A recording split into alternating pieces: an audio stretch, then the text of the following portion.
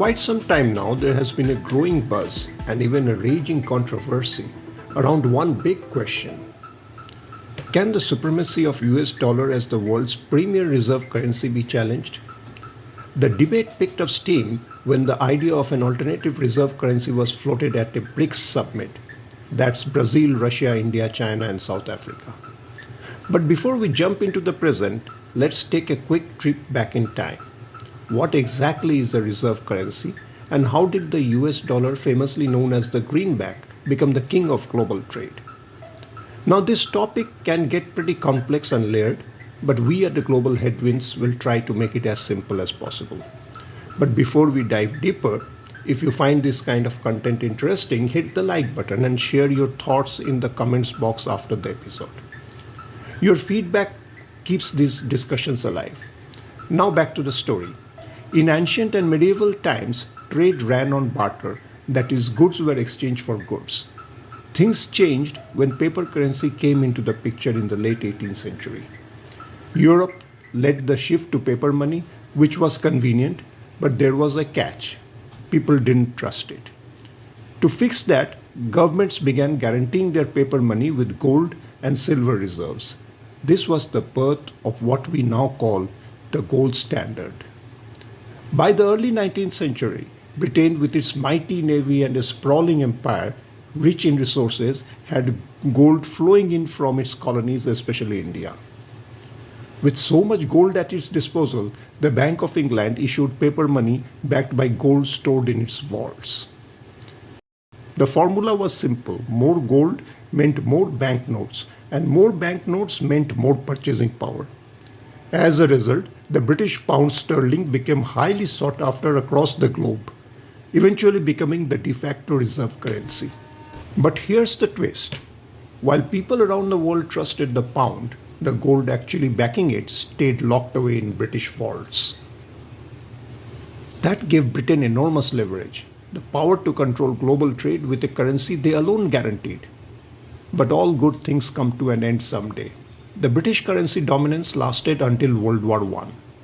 War expenses, overprinting of money, and the loss of gold reserves eroded the pound's strength. Meanwhile, the US dollar, with its own gold reserves from California and Nevada, started gaining ground. After World War II, Britain lost most of its colonies and with them much of its access to gold.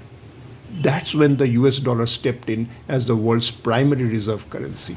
The US continued the gold standard, but only for dollars held by foreign nations. For its own citizens and businesses, that system had already been phased out. Eventually, in 1971, President Nixon ended the gold standard for international exchanges altogether. From then on, currencies were backed not by gold, but by government authority, by what we call the fiat. And the exchange rates were driven by economic strength, trade balances, and the global trust. So why has the US dollar continued to dominate? Simple, the US has been wealthy, stable, and powerful, three essential ingredients for a reserve currency. That was the status quo until the Ukraine crisis changed the game. When the US and its allies imposed heavy sanctions on Russia, they did something unprecedented. They cut off Russia's access to the US dollars. Not only that, they also barred other countries from trading with Russia in dollars. Overnight, Russia found itself unable to buy much from abroad using dollars, and while they could try using Russian rubles, few countries accepted them. This was the first time in history that a currency was weaponized at such a massive scale. It sent shockwaves around the world. Countries realized their dollar reserves, something they had considered as a financial safety net, could suddenly become a liability in times of geopolitical tension. That's when the BRICS member countries proposed creating an alternative reserve currency. On paper, their combined economies are larger than that of the US. But the challenge lies in their differences, political, economic, and strategic. Agreeing on a unified currency isn't easy. One possible solution can be floating a gold standard BRICS currency, something that could genuinely gain global traction. But given the geopolitical equations, that remains a long shot. Still, the fact that this proposal rattled the United States with leaders like Donald Trump reacting strongly against it, shows how seriously America takes this challenge. After all, being the world's reserve currency gives the US enormous economic leverage. Because BRICS was set up to hurt us. BRICS was set up to degenerate our dollar and take our dollar as the standard, take it off as the standard. And that's okay if they want to play that game, but I can play that game too. So anybody that's in BRICS is getting a 10% charge. Is that immediate, sir? Or is Yeah, that pretty if soon. they engage in some behavior? Well, if they're a member of BRICS, they're going to have to pay 10% tariff just for that one thing. And they won't be a member long. I thought BRICS was, I said this about a year ago, and it largely broke up. But, there are a couple that hang around, but I thought it largely broke up. BRICS is not, in my opinion, not a serious threat. But what they're trying to do is destroy the dollar so that another country can take over and be the standard. And we're not going to lose the standard at any time. If you have a smart president, you will never lose the standard. If you have a stupid president, like the last one, you would lose the standard. You wouldn't have the dollar as you.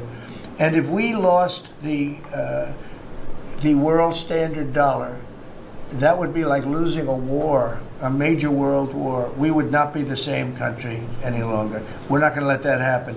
The dollar, you ever hear the expression, dollar is king?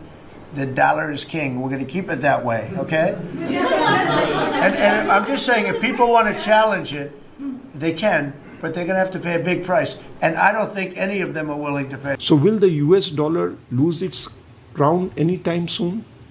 Probably not in the immediate future. But the conversation has definitely begun and cracks are starting to show. That's all for today's episode. Thank you for tuning in. Don't forget to like, share, and drop your thoughts in the comments box. We will love to hear what you think about this shift in global economics. And next week, Global Headwinds team will be back with another fascinating topic. So stay tuned.